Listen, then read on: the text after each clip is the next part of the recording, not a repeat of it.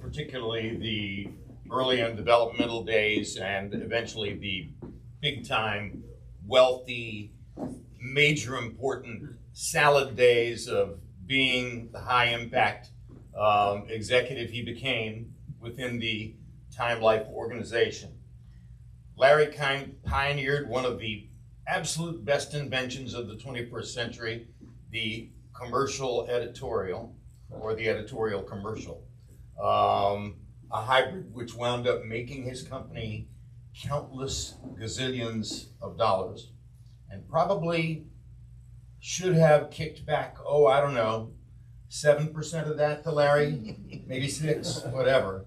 I can only hope. All right. I got my fair share, but 7% would have been great. At any rate, Larry had a great career in magazines, publishing, particularly Sports Illustrated, which was a unique institution in and of itself, at around the same time that I was having a very lucky ride in network television sports, and we would bump into each other from time to time, always saying to ourselves, there's going to come a day in 2025 when we'll be sitting Flyleaf Books talking about. So it's only fitting that in this year in which I published my own fatuous self-congratulatory memoir, The Nature of the Beast, that Larry has also published. His is not, of course, fatuous and self-congratulatory, and the reason for that is that he has a legitimate print background and was not raised in the barren wilderness of television as I was.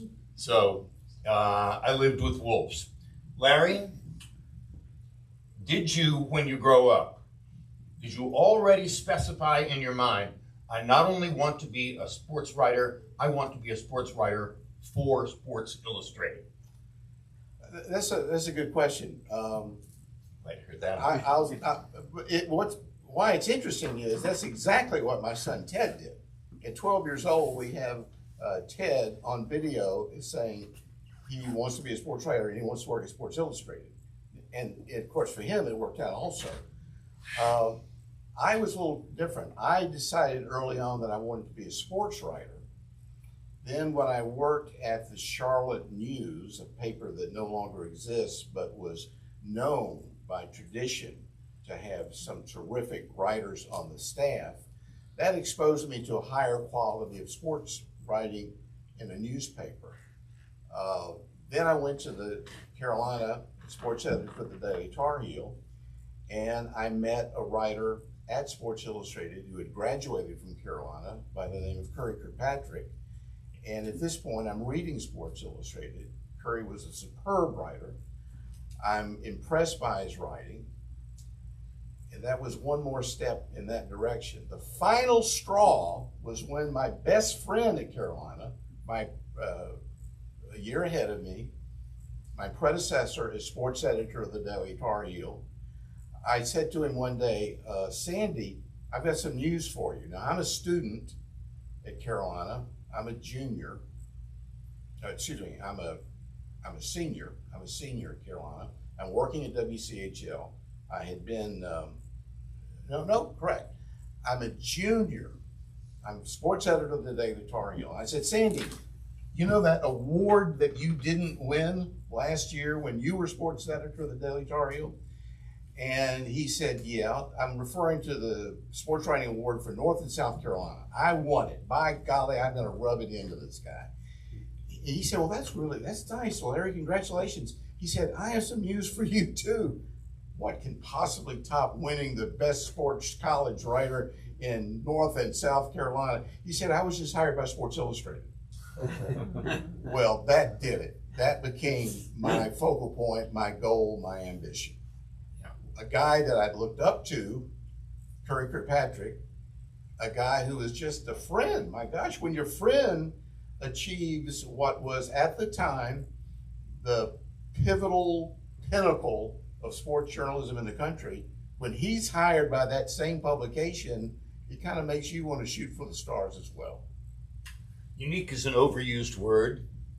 people should not use unique as freely as they do. It means there's only one of a kind on the planet. Was Curry Kirkpatrick unique as a sports writing stylist? I tell you what he did that was unique, and I'll agree with you about the use of the word unique. Each day, the advertising staff would provide the layout that the editors were to fill in the pages of the Daily Tar Heel. And one day, Curry got a page that was almost entirely filled with ads, except for a little strip across the top of the page. Well, Curry's solution was to write a headline, only a headline, that did appear in the Daily Tar Heel the next day, no story, and the headline said, "Ad staff takes it in the ear." Well, that was the end of Curry's career at the Daily Tar Heel. But yes, in many ways, Curry was unique. He worked in your field, in broadcasting for a while. The thing about Curry was Curry went to Carolina, as I said. He loved Carolina.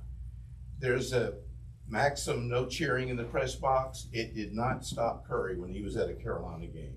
He cheered in the press box.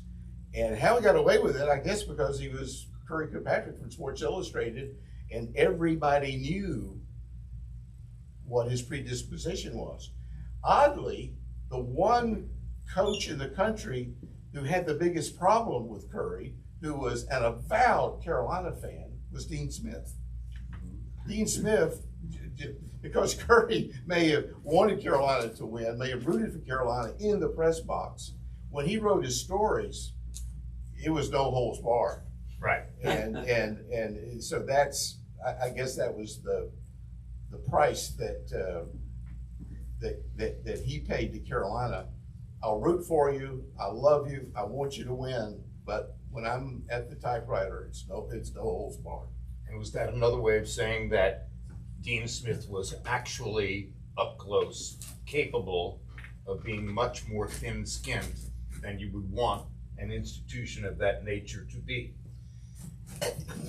In a way, yeah. I did the Dean Smith show before and after my senior year. I'm sports director at WCHL, and I did the Dean Smith show before and after every Carolina game. And you'd ask one question, and he would embark on a series of cliches. And we were talking about this earlier. It may have been that he was basically shy, but he was a control freak. And I think it applies to Curry as well. He could not control what Curry wrote. And because Curry was likely to write anything, critical or praising of North Carolina, when Curry walked into the press room after a game to interview the coach or interview the players, Dean was on edge, not knowing what he would ask, what he would say. I got along great with Dean because I guess I wasn't as sharp-tongued as Curry could be. But a lot of my conversations and interviews with Dean were off the record for background, so I could get perspective on things that were happening. But I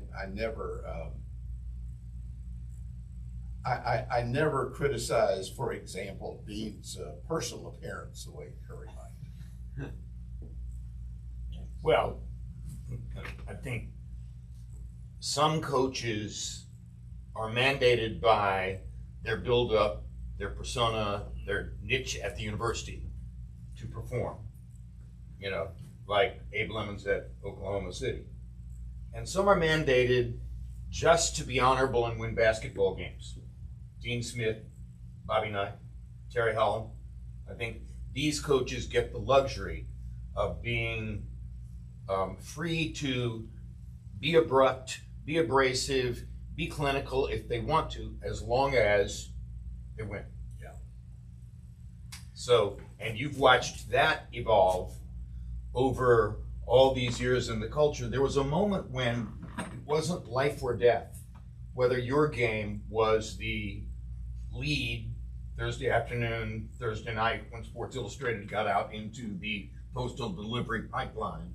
And a lot of people wouldn't find out until Friday to Saturday, long after Larry Keith knew it, what the lead story was going to be. But it was political, and it brought emotions. The magazine was so much more a part of our culture. Do you miss it? I'm sure they do. I'm sure the publishers of the magazine and the editorial staff does. I mean, the one obvious difference in looking at it, Sports Illustrated was a weekly of over 3 million circulation when I was there, with really an unlimited expense account. I did not take as full advantage of it as some other people on the staff did, and I thought I could be abusive. But they, I mean, the only criticism I ever got about my expense account was I wasn't taking my wife out to dinner. And so I came up with a solution to that one night in particular. The night of the Roberto, this would be something you would know very well, the night of the Roberto Duran Sugar Ray Leonard fight. I took out to dinner Ray Arcell, a 90-plus-year-old trainer of 800 years old of Sugar Ray Leonard, and put it on my expense account. Obviously, since it was the night of the fight, I was not entertaining Ray Arcell, but it was just a communication to Jerry Tax, who had said, you need to take your wife out. It was just a communication, kind of a wink and a nod. Okay. I had to figure out a way to do this, and my wife was Ray Arcell. It obviously wasn't. He was in the process of being by Sugar Ray Leonard's side when the Roberto Duran said no mas. No mas. And if he, and I say in the book that if Ray Arcell had been with us that night, if the waitress had said, would you like to have dessert, Mr. Arcell? Mr. Arcell would have said, no mas. That was a bit of a ramble. Boxing people are funny. Yeah, right. That was a bit of a ramble, and I apologize for that. But one of the striking things to me about Sports Illustrated back then and today was we were the source. We were a validator. The door was always open to Sports Illustrated. There was a difference of the time. There wasn't the retinue of PR people, personal trainer, well, not personal trainers, it's team trainers, PR people, just a gathering, a flotilla of aide-de-camps. I could go to a player's home as part of it to do a story. I could take a player to dinner. I could hang out with him after a game. That doesn't happen anymore. My daughter-in-law, my dear sweet daughter-in-law is nodding because she's the Associate Vice Chancellor of Communication for the university. And she was saying we would never let a writer have access to the chancellor the way that I had access to the people I wrote about. Another advantage that Sports Illustrated had was that we were the source of information from the West Coast for East Coast people. Understand, this is before the Sports Center, before the internet, before social media. So a lot of times people were reading in the magazine on a Wednesday or Thursday or Friday the results of a big event from the West Coast that had not made their newspaper. It was too late. So there were advantages that today's Sports Illustrated does not have. Plus the advertising has gone to broadcast media. I have a son who sells advertising for ESPN.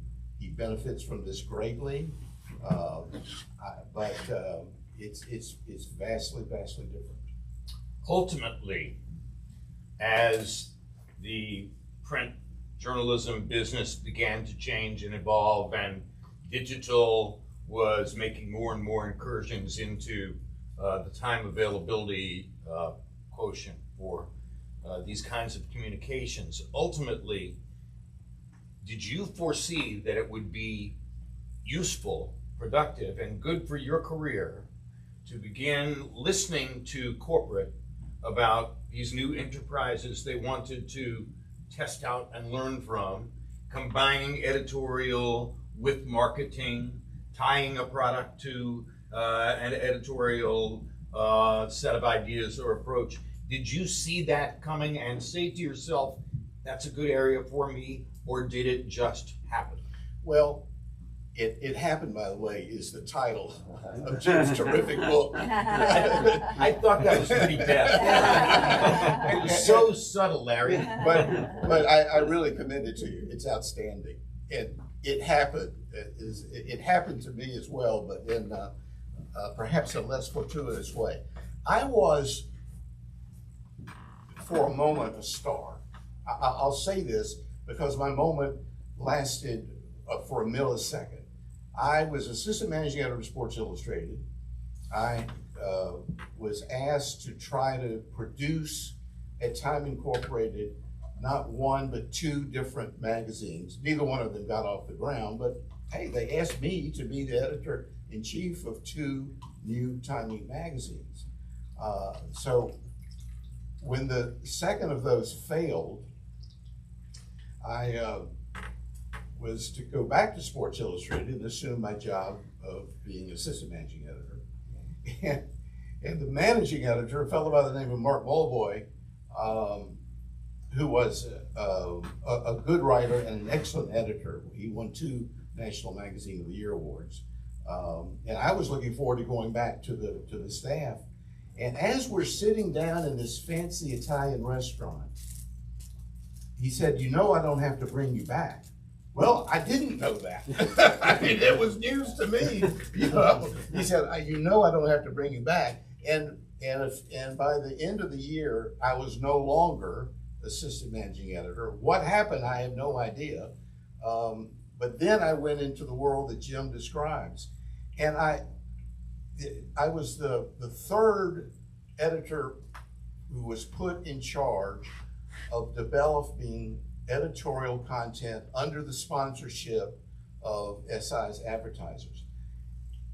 It didn't really get off the ground with the first 2. They were only there for a year. I saw that as my means of survival.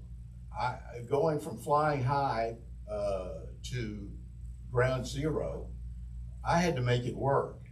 And I did. Maybe the circumstances of the marketplace were such, but I leveraged the name of Sports Illustrated and Sports Illustrated's editorial ability by creating a small editorial staff, a boutique, if you will, and we created stories and sections under the single sponsorship of advertisers who were confident because A, they'd never talked to an editor before. That was the advantage that I had. I could sit down and find out what their strategies and interests were in a marketing sense and translate it to a story that if we created properly and to the best of our standards, they would have the ability to underwrite, and their name could appear and their advertising could appear either within that section or adjacent if it was a spread. And it was very successful. We made, it was estimated, in the time I was editorial projects director, over $250 million. It was a lot of money, and that was just for Sports Illustrated. A lot of the programs we created ran all across the Time Inc. magazines. As a matter of fact, when I retired from editorial projects director, the magazine asked me to stay on and just continue to develop ideas. So a new department under a new editorial projects director could continue to produce these types of stories. I did it for 2 years. Now it's time to retire back to my home in Garden City. Then one more, the guy who had been the publisher of Sports Illustrated, who benefited even more than I, Jim, from the revenue that I had brought in, he's now in charge of sales and development for all of Time Inc. And he asked me back one more time for an encore. And that time I created a program that ran in, I think, 13 different magazines across virtually all of Time Inc. Using the expertise and the experience that I had gained. So yes, it was a lot of fun. I believe it was Adweek did a story on me as sort of the pioneer of sponsored content. Now it's being done very differently. I was very happy to get out what I did because I could see the encroachment of advertising into the editorial process. As long as I could produce the stories the way I wanted my department to do them, without an advertising person telling us how to do it, and they tried, and we would say no, and they would back off. But when I saw that encroachment might become even stronger, that's when I was happy to leave. Now it's very much the way magazines do business. So what do you see as the future of magazines? What is their role in the mass media environment? What would you be most excited about planting your flag for in the future? The one magazine, and it's a Time Inc. magazine, an old time, and Time Inc. no longer exists. All the places that I ever worked, and I fear for the university, have collapsed, have disappeared. The Dilworth Theater in Charlotte, my first job.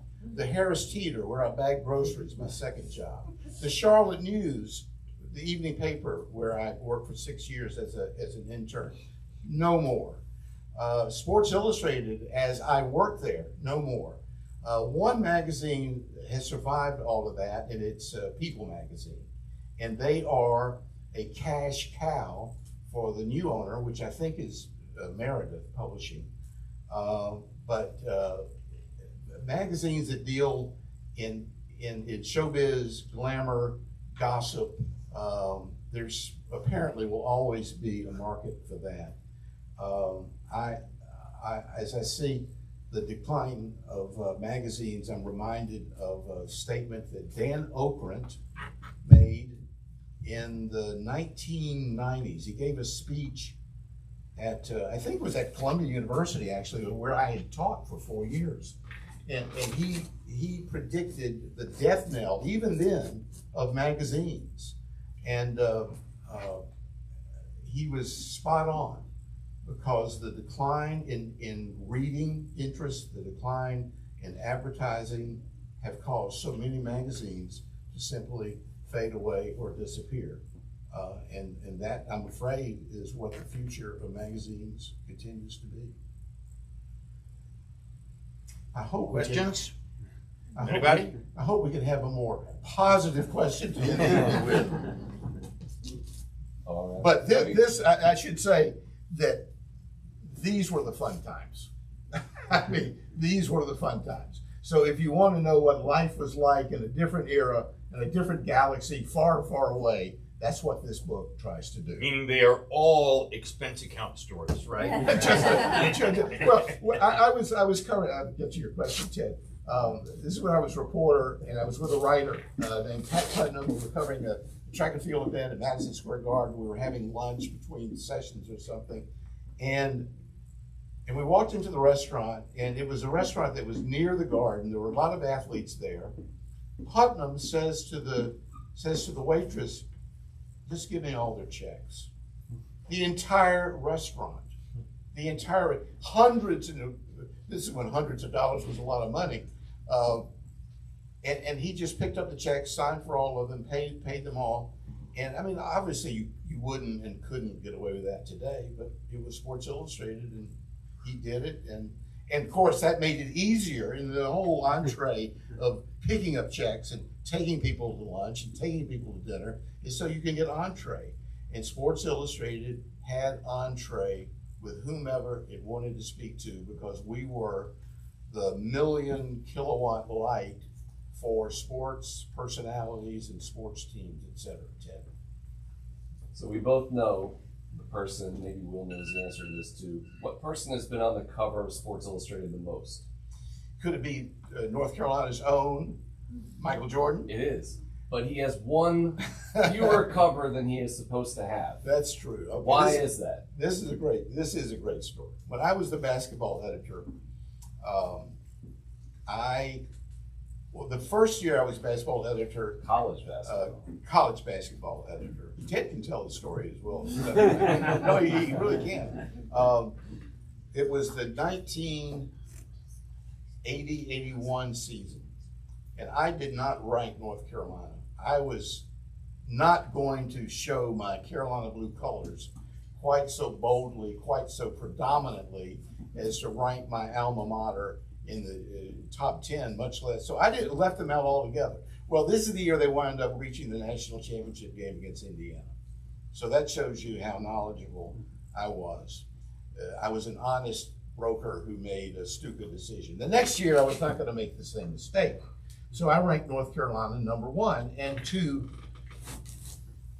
celebrate the moment, we wanted to do a cover of Dean and the 5 starters in front of a transparent backboard where Dean would have a piece of chalk or something in his hand as if he was designing a play. And North Carolina was our preseason #1. Well, one problem occurred. There were 4 players back from that national championship runner-up team, and they had one position to fill.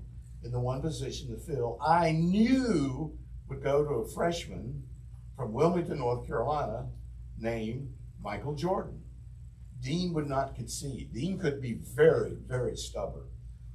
And I remember once being in his office, and I had someplace to go after the meeting, and I said, I'm going to such and such a place. He said, well, there was a map of the campus in the office. He said, it's right over here. Well, I knew it wasn't there. He was here, but he was forcing me, trying to get me to go there. So that was the same stubborn dimension that Dean Smith that I was encountering on this occasion when he said no. So we had an ace in the hole. Dean had gone to college, believe it or not, with a photographer who was to take the picture, this cover picture. A photographer by the name of Rich Clarkson. Well, surely he's not going to say no to Rich Clarkson, who he knew in college, who was the team photographer at Kansas even then. Well, Dean said no to him also. We take the picture with only 4 starters. It may be the dumbest, but turns out to be one of the most famous covers that we ever ran. Well, of course, when the season opens, who's the 5th starter? Michael Jordan. Of course, when the season ends, who hits the game-winning shot? Knock it down, Michael, as Dean said before going out onto the court after the timeout against Georgetown. And Michael knocked it down. And North Carolina won the national championship. So now flash forward to Dean wins the Sportsman of the Year award. The year he retires, Ted, Sportsman of the Year, and honoring his great success, his dignity, his forbearance in the face of all the terrible things that were happening in college sports. Dean Smith stood firm. And in the signature on the Sports of the Year cover, he said, I now apologize for not letting Michael Jordan appear on the cover in 1981. It was a long time coming at that point, but it made for a story for an event such as this, and is my favorite experience with Dean, because it was the only time he ever apologized for anything. Sorry to say, you're not talking about somebody who issues apologies lightly. You know, that's an issue. Anybody else? So when you're covering an event, one of the things Sports Illustrated did so well is it's not just who did what when. Right. There's a real story behind it. How do you get that inspiration? How do you decide, because you're also on a tight deadline. Yeah. How do you decide what's going to make that story? Well, because we had the time to develop the story, there's a lot of research, interviewing in advance of the event. Most of the time, you had access. You could talk to whoever you wanted to talk to, get whatever information you needed. The exception was Larry Bird. Larry Bird would not talk to me. He didn't talk to anybody. I tried to make up for it by calling Bird's mother in French Lick, Indiana. She was wonderful. She told stories that only a mother could tell about her son. I used that interview in the lead of the story I was doing on Bird at Indiana State. When next I saw Larry Bird, he said, "Why did you call my mother? You shouldn't have called my mother." I said, "Larry, you wouldn't talk to me. I had to write a story. I called your mother. She knows you better than anybody." By the way, Bird later became very outgoing, very charming. It was the most unusual transfer.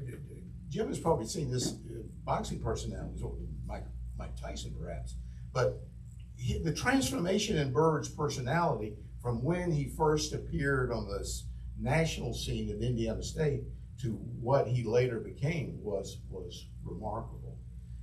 So a lot of background work to prepare you for the story.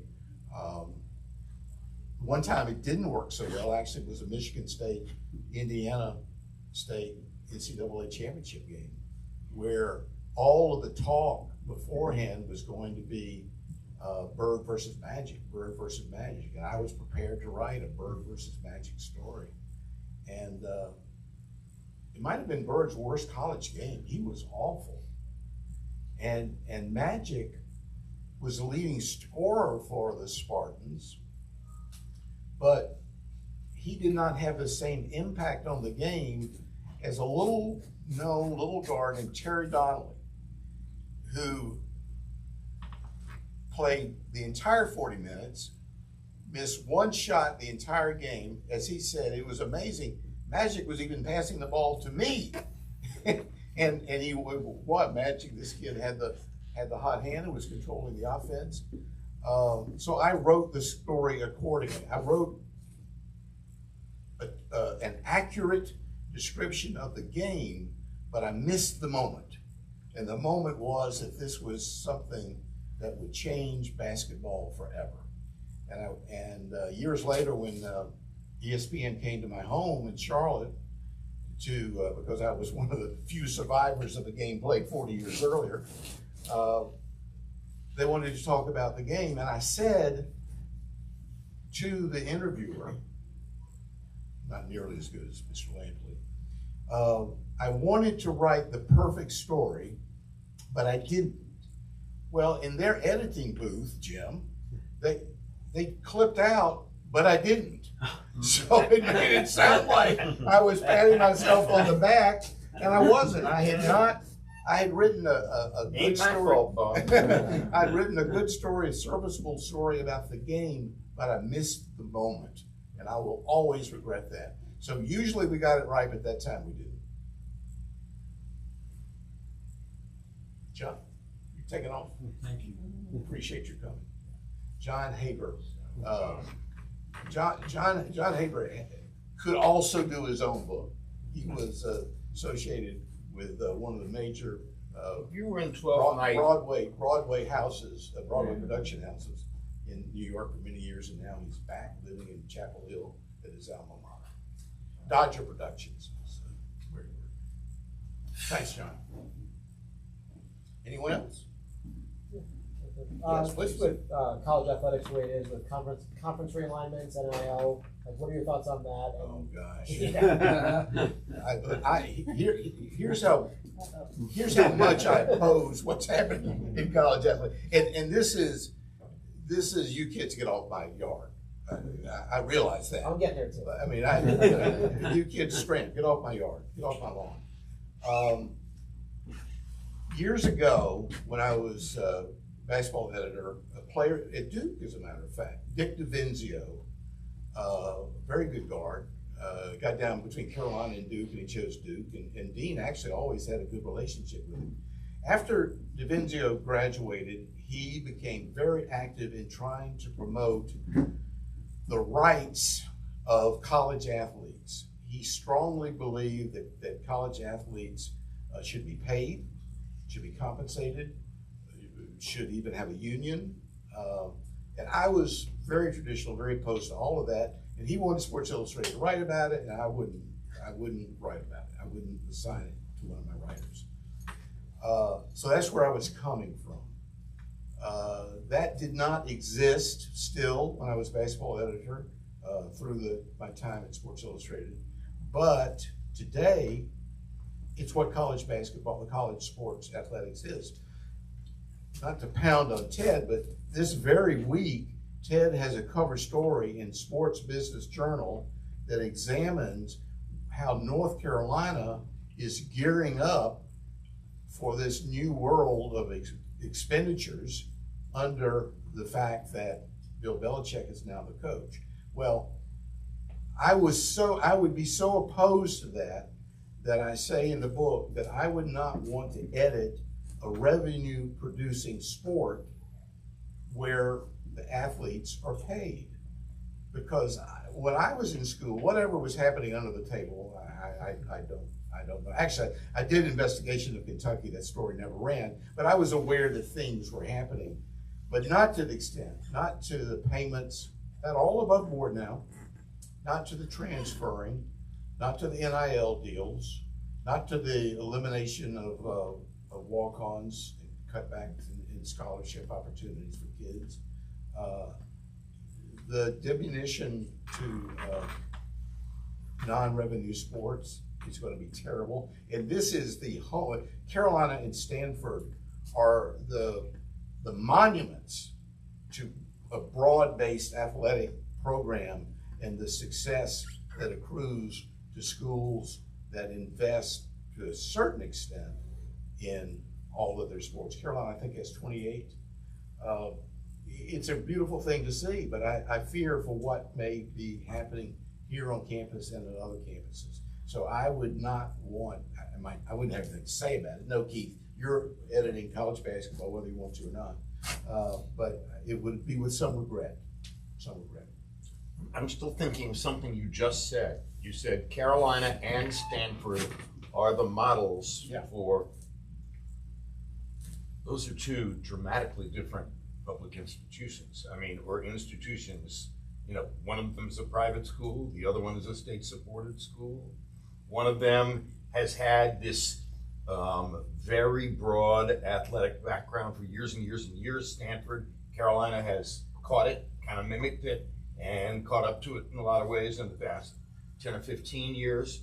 Are those two schools, Stanford and North Carolina, in a lot of ways, the harbingers of what universities will have to be in order for sports to survive within this structure? Well, they would be harbingers, or they might be the last man standing. Right. That's my concern. Canary in the coal mine.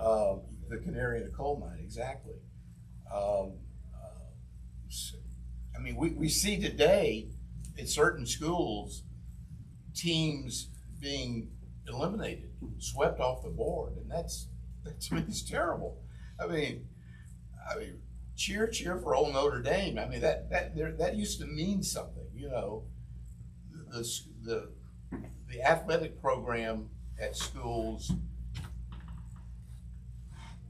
defined the image and the reputation of the school. Now these schools have images and reputations of, we will pay a player as much as it takes, even if he's only here a year.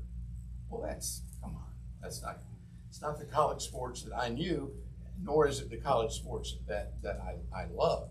But it's been this way for a long time. And you know this, I mean, because you beat me into this area. You were already covering collegiate sports when I was trying to, you know, find a way up at WCHL. But at the end of the day, I learned a lot. First weekend that I was ever on the sideline of college football for ABC, September 7, 1974, Knoxville, Tennessee. That was a game between Tennessee and UCLA. Monday night, Georgia Tech and Notre Dame in Atlanta. That weekend, go to State College, Pennsylvania. That's three totally different environments. State College, Pennsylvania is unique. And that night, first night I arrived there, I went to a party at Joe Paterno's house where all of the New York writers, all the people, Gordon White people who More than that's why the New York Times. entertained, etc., in his living room. And I wound up having a face-to-face conversation with the president of Penn State University. It was the first time that I'd ever had this kind of face-to-face interaction with the CEO, as it were, of a major university. Sure. I talked to him for maybe 15, 20 minutes, and I walked away thinking, oh my gosh, I get it. He goes to bed every night and wakes up every morning with the same question on his mind. How do I get more money? And where do I get more money? And oh, by the way, if the athletic department will generate that for me faster than anything else will do it, let's go. Ho, you know? Well, I have only regret for institutions, universities, colleges, junior colleges. The last bastion of hope is trade schools, I think, that diminish the legitimacy of their academic mission. And I worked at the top sports publication in the world and clearly benefited by America's worship of athletics, professional and college. Yep. But I just so much had hoped that it would be done with at least a modicum of respect for the academic process. And that puts me in a minority, I guess. You can't take water out of the You can't There are, splash all the water out and say, oh, this is different now. there are people in this room sitting in the third row who disagree with me entirely. You know, Ted is that guy. All right, folks. Everybody got everything they need. Understand Larry Keith's book, Touch 'Em All. And by the way, it's a great title. He does, in fact, touch every base possible within the discussion of this multifaceted career, which for some reason, various University of North Carolina products have been able to approach. Treadwell, Curry, you. S.L. Price. Ted actually made a list of all the Carolina alumni who had worked at Sports Illustrated. Peter Gammons. So we own that magazine. We really did. It's I'm disappointed that they didn't. Now that there's none left, and SI has gone down the tubes, can those things be related? One of the UNC alums who went to Sports Illustrated was on there briefly, but it's a funny story. I'll end with this. His name was Duncan Brantley, and Duncan had, when he worked at Sports Illustrated, had the greatest setup at all. He lived and looked at the home on Long Island. Who was from Long Island estate of Steven Spielberg. And I was talking earlier that when I first arrived in New York, I lived on Park Avenue. Well, he did me one better. Duncan Brantley lived in the estate of Steven Spielberg. Well, thank you. This has been terrific. It's been a lot of fun. Jim was excellent. I know how to pick them, though, right? If you come into Chapel Hill, try to enlist Jim Lampley. Everybody comes back to Chapel Hill. They all do. We all do. Yeah. Bill Belichick. First words I ever heard to say or learned to say were "beat you." He won the news conference. Do we? Yeah, he did. But do we really believe that? I mean, I see. That's you fed him Don't let that. the truth get in the way of a good story. There you go. Anything